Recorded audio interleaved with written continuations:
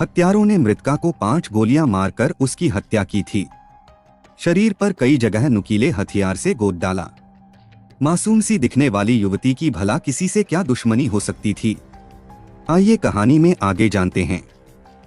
नमस्कार दोस्तों, मैं उपेश कुमार आप सभी का स्वागत करता हूं हमारे और आपके अपने चैनल कुम्हरिया टीवी में क्राइम की एक दर्दनाक कहानी के साथ। दोस्तों, सबसे पहले आपके प्यार और सपोर्ट के लिए शुक्रिया। अगर आप चैनल पर नए हैं तो सब्सक्राइब करके घंटी के बटन को क्लिक कर लीजिए ताकि मेरी हर वीडियो का नोटिफिकेशन आप तक पहुंचती रहे।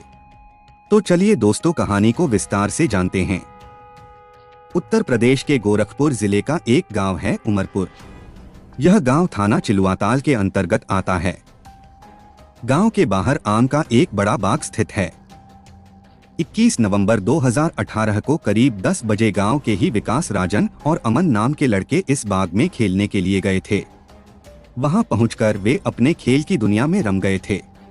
खेल के दौरान ही राजन चिल्लाता दौड़ता हुआ विकास और अमन के पास जा पहुंचा। उसे चिल्लाता देख दोनों परेशान हो गए। तभी विकास ने उससे पूछा, अबे तू चिल्ला क्यों रहा है? वहां झाड़ी में क्या कोई भूत देख लिया जो चीख रहा है और तेरे माथे पर पसीना आ गया? भूत नहीं, वहां झाड़ियों में एक लड़की की लाश पड़ी है। लंबी सांसें भरता हुआ राजन बोला, तुम्हें मेरी बातों पर यकीन न हो रहा हो तो आओ मेरे साथ, तुम्हें भी दिखाता हूँ। कहकर राजन झाड़ी की ओर बढ़ा तो उत्सुकतावश उसके दोस्त भी उसके पीछे पीछे चल दिए। जब वह झाड़ियों के पास पहुंचे तो वास्तव में वहां एक लड़की की लाश पड़ी थी।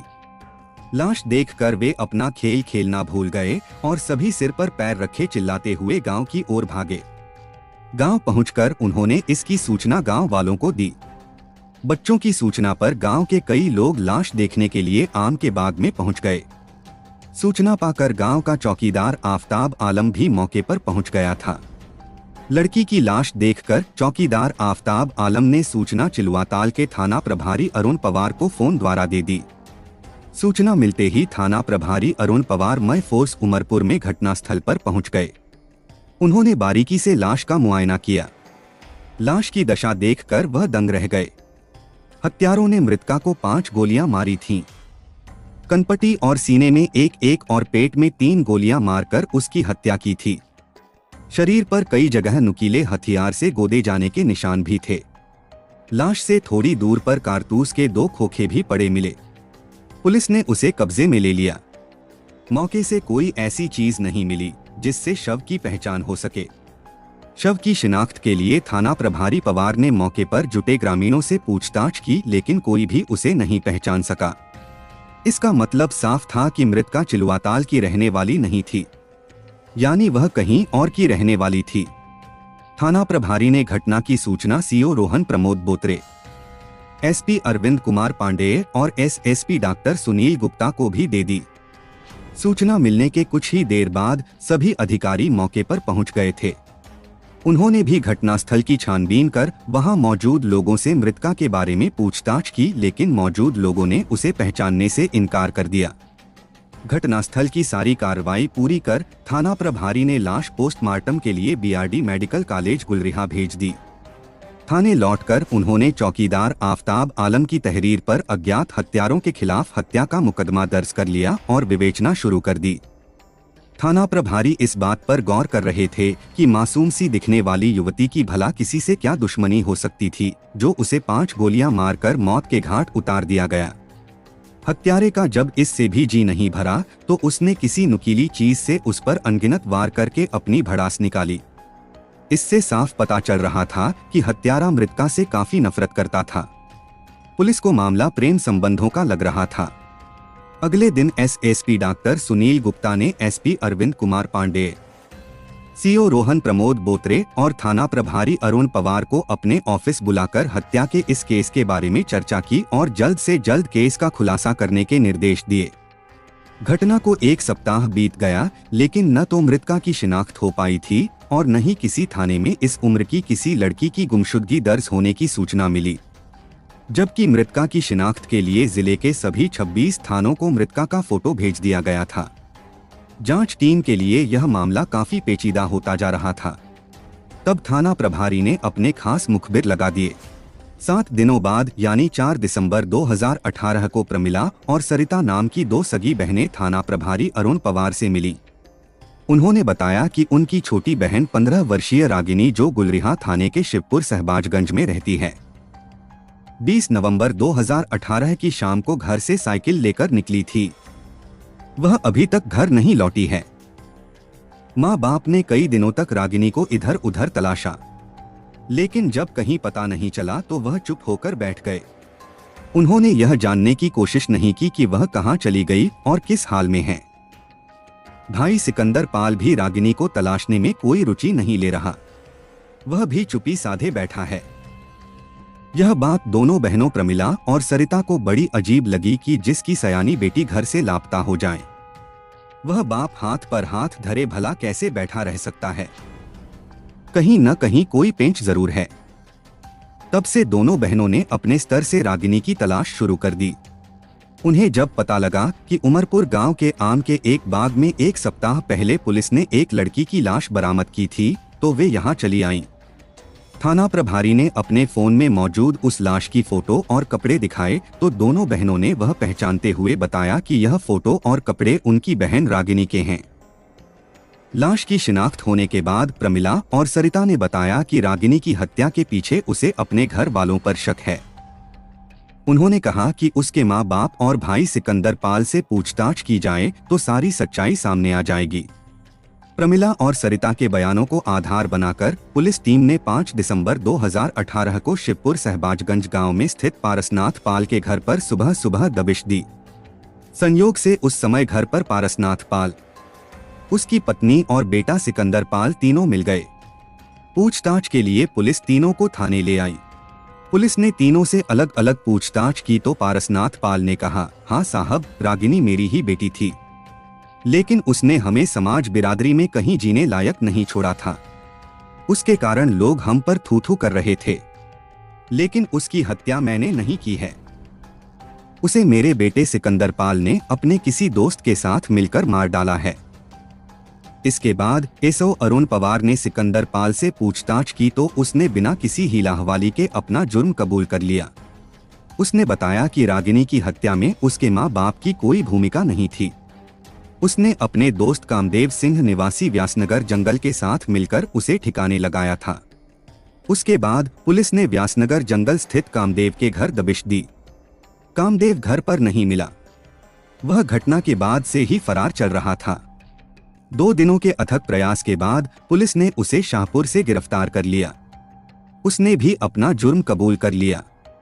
सिकंदर पाल और कामदेव से की गई पूछताछ के बाद रागिनी पाल की हत्या की जो कहानी सामने आई, चौंकाने वाली निकली। रागिनी पाल मूल रूप से गोरखपुर के गुलरिहा इलाके की शिवपुर सहबाजगंज की रहने वाली थी। उसके पिता पारसनाथ पाल एक प्राइवेट फार्म में नौकरी करता था। पारसनाथ के परिवार में पत्नी के अलावा 3 बेटियां और 1 बेटा सिकंदर था। अपनी सामर्थ्य के अनुसार उसने सभी बच्चों को पढ़ाया। समय बीतने के साथ जैसे जैसे बच्चे जवान होते गए, वह उनकी शादी करता गया। बड़ी बेटियों प्रमिला और सरिता के उसने हाथ पीले कर दिए थे। सबसे छोटी बेटी रागिनी अभी पढ़ रही थी। उसी दौरान उसके पांव बहक गए। गांव के ही राकेश नाम के युवक के साथ उसके अवैध संबंध हो गए थे, जिसकी चर्चा पूरे गांव में थी। किसी तरह यह खबर रागिनी की मां निर्मला के कानों में पड़ी तो उसने इसकी जानकारी अपने पति पारसनाथ को दी तो पिता पारसनाथ गुस्सा फूट पड़ा। फिर मां निर्मला ने बेटी से बात करने की सोची। इत्तेफाक से अगले दिन रागिनी स्कूल नहीं गई थी। पति भी अपनी ड्यूटी जा चुके थे। तभी निर्मला ने अप्रत्यक्ष रूप से रागिनी से बात शुरू की और उसके पढ़ाई लिखाई के बारे में पूछा। फिर मां ने किसी लड़के के बारे में पूछा तो उसने कहा, किसी ने तुम्हें गलत जानकारी दी है, यह बात सरासर झूठी है। रागिनी नजरें चुराते हुए बोली।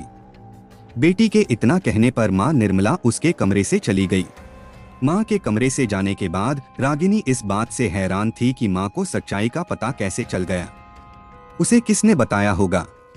वह इस बात से भी डर रही थी कि पापा और भाई को जब इस बारे में पता चलेगा तो घर में कयामत ही आ जाएगी। जब से पत्नी ने पारसनाथ को बेटी के बारे में बताया था, वह परेशान हो गया था। अतः वह भी बेटी के बारे में उड़ रही खबर की सच्चाई पता लगाने में जुट गया। उसे पता चला कि पड़ोस के राकेश से रागिनी का काफी दिनों से चक्कर चल रहा है। यह जानकारी रागिनी के भाई सिकंदर को भी हो चुकी थी। बहन के बारे में सुनकर उसका तो खून खौल उठा। उसने रागिनी को समझाया कि वह अपनी हरकतों से बाज आ जाए, समाज बिरादरी में बहुत बदनामी हो रही है, नहीं तो इसका अंजाम बहुत बुरा हो सकता है। रागिनी ने किसी तरह भाई सिकंदर को विश्वास दिलाया कि कोई उसे बदनाम करने के लिए उसके बारे में उल्टी सीधी बातें कर रहा है। बात घटना से 1 साल पहले की है। एक दिन अचानक रागिनी घर से गायब हो गई। जवान बेटी के अचानक गायब होने से घर वाले परेशान हो गए। बेटी को तलाशते हुए वह उसके प्रेमी राकेश के घर पहुंच गए तो पता चला कि राकेश भी उसी दिन से घर से गायब है। फिर उन्हें समझते देर नहीं लगी कि रागिनी राकेश के साथ ही भाग गई है। चूंकि मामला नाबालिग बेटी का था, इसलिए बदनामी को देखते हुए पारसनाथ ने पुलिस में भी रिपोर्ट दर्ज नहीं कराई। पारसनाथ अपने बेटे सिकंदर के साथ मिलकर बेटी को अपने स्तर से तलाशते रहा। आखिर अपने स्रोतों से उन दोनों ने रागिनी को ढूंढ ही लिया। वह राकेश के साथ ही थी। घर लाकर सिकंदर ने रागिनी पर अपना सारा गुस्सा निकाल दिया था। कमरे में बंद करके उसने उसकी डंडे से पिटाई शुरू कर दी, लेकिन पिता ने उसे बचा लिया था। तब सिकंदर ने बहन को हिदायत दी कि अगर आइंदा राकेश से मिलने की कोशिश की या उसके बारे में सोचा भी तो जान से हाथ धो बैठेगी। इसके बाद से घर वालों की उस पर नजरें जमी रहती थीं। कुछ दिनों तक तो सब ठीक चलता रहा। घर वालों का रागिनी से धीरे धीरे ध्यान हटने लगा था। फिर मौका देखकर रागिनी अपने प्रेमी राकेश से मिलने लगी। उसने राकेश से कह दिया कि वह उसके बिना जी नहीं सकती। वह उसे यहाँ से कहीं दूर ले चले जहाँ हमारे सिवाय कोई और न हो। राकेश ने उसे भरोसा दिया कि वह परेशान न हो, जल्द ही वह कोई बीच का रास्ता निकाल लेगा। रागिनी इस बात से पूरी तरह बेफिक्र थी कि अब तो घर वाले भी उसकी ओर से बेपरवाह हो चुके हैं। लिहाजा वह पहले की तरह ही चोरी छिपे प्रेमी राकेश से मिलने लगी। यह रागिनी की सबसे बड़ी भूल थी। उसे यह पता नहीं था कि घर वाले केवल दिखावे के तौर पर उसकी तरफ से बेपरवाह हुए थे, लेकिन उनकी नजरें हर घड़ी उसी पर जमी रहती थीं। सिकंदर को पता चल गया था रागिनी फिर से राकेश से मिलने लगी है। इस बार सिकंदर ने रागिनी को राकेश के साथ बतियाते हुए रंगे हाथ पकड़ लिया था। फिर क्या था, वह उसे वहीं से पकड़कर घर ले आया और उसकी खूब पिटाई की।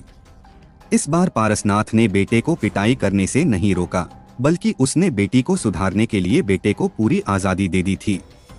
पानी अब सिर से ऊपर गुजरने लगा था। डांट या मार का रागिनी पर अब कोई असर नहीं होता। रागिनी की करतूतों से घर वालों की इज्जत तार तार हो रही थी। बहन के चलते परिवार की हो रही बदनामी को देख सिकंदर भी उब गया। इसलिए उसने रागिनी की हत्या करने की ठान ली। इस बाबत उसके माँ बाप में से किसी को कुछ भी नहीं बताया। सिकंदर का एक जिगरी दोस्त था कामदेव सिंह। वह शाहपुर थाना क्षेत्र के व्यासनगर जंगल में रहता था। उस पर कई आपराधिक केस भी चल रहे थे। सिकंदर जानता था यह काम कामदेव आसानी से कर सकता है। दोस्त होने के नाते वह उसकी बात कभी नहीं टालेगा। वैसे सिकंदर खुद भी इस काम को अकेला कर सकता था, लेकिन वह खून के मजबूत रिश्तों की डोर से बंधा हुआ था। ऐसा करते हुए उसके हाथ कांप सकते थे। सिकंदर ने कामदेव को रागिनी की करतूतें बताकर उसे रास्ते से हटाने की बात कही तो वह उसका साथ देने के लिए तैयार हो गया। दोनों ने दीपावली के दिन रागिनी की हत्या करने की योजना बना ली ताकि पटाखों के शोर में रागिनी की मौत की आवाज दब कर रह जाए। लेकिन दोनों को दीपावली के दिन किसी वजह से यह मौका नहीं मिला। तब कामदेव ने सिकंदर को भरोसा दिया कि वह अकेला ही इस काम को अंजाम दे देगा। 20 नवंबर 2018 की शाम रागिनी घर से साइकिल से कहीं जा रही थी। घर से थोड़ी दूर पर रास्ते में उसे कामदेव मिल गया। कामदेव ने रागिनी को अपनी बातों में उलझा लिया और उसे प्रेमी राकेश से मिलाने की बात कहकर अपनी मोटरसाइकिल पर बैठा लिया। घंटों तक वह उसे इधर उधर घुमाता रहा। रागिनी के कुछ भी पूछने पर वह गोलमोल उत्तर देकर उसे बहलाता रहा। रात करीब 10 बजे वह उसे चिलुआताल थाने से कुछ दूर उमरपुर गांव के बाग की ओर ले गया। तब तक चारों ओर गहरा सन्नाटा पसर गया था। उसने मोटरसाइकिल बाग में रोक दी और वे दोनों बाइक से नीचे उतर गए। रागिनी ने उससे फिर पूछा कि राकेश कहाँ है? तो कामदेव ने कहा, बस कुछ देर और ठहर जाओ, वह आता ही होगा। इतना कहते ही कामदेव ने कमर में खोसा हुआ पिस्टल निकाला। पिस्टल देखकर रागिनी के होश उड़ गए। अब वह समझ गई कि कामदेव ने उसके साथ बड़ा धोखा किया है। वह कुछ कह पाती उससे पहले ही कामदेव ने उसके शरीर में पिस्टल से 5 गोलियां उतार दी। गोलियां लगते ही रागिनी ने मौके पर दम तोड़ दिया, कहीं वह जीवित न रह जाए। इसलिए कामदेव ने साथ लाए पेचकस से उसके शरीर को गोद डाला। उसे ठिकाने लगाकर वह वहां से घर चला गया। फिर सिकंदर को फोन करके काम हो जाने की जानकारी दे दी। जिस पिस्टल से उसने रागिनी की हत्या की थी वह उसने अपने कमरे की अलमारी में छिपा दी। अगले दिन सिकंदर ने अफवाह फैला दी कि रागिनी फिर से अपने प्रेमी के साथ घर से भाग गई। 2 दिनों बाद पारसनाथ को सच्चाई का पता चल गया था। सच जानकर उसने चुप्पी साध ली थी, लेकिन उसकी दोनों बेटियों ने राज से पर्दा उठाकर उन्हें बेनकाब कर दिया। नहीं तो सिकंदर और कामदेव ने मिलकर जो खतरनाक योजना बनाई थी, शायद पुलिस उन तक नहीं पहुंच पाती। मामले का खुलासा हो जाने के बाद थाना प्रभारी ने पारसनाथ और उसकी पत्नी को बेकसूर मानते हुए घर भेज दिया। पुलिस ने अभियुक्त सिकंदर और उसके दोस्त कामदेव को गिरफ्तार कर लिया। 7 दिसंबर 2018 को एसपी अरविंद कुमार पांडे और सीओ रोहन प्रमोद बोत्रे ने पुलिस लाइन में प्रेस कॉन्फ्रेंस कर पत्रकारों को केस के खुलासे की जानकारी दी। दोनों हत्याभियुक्तों को पुलिस ने कोर्ट में पेश किया, जहां से उन्हें न्यायिक हिरासत में भेज दिया। दोस्तों, कहानी यहीं समाप्त होती है। कहानी को अंत तक सुनने के लिए आपका बहुत बहुत धन्यवाद।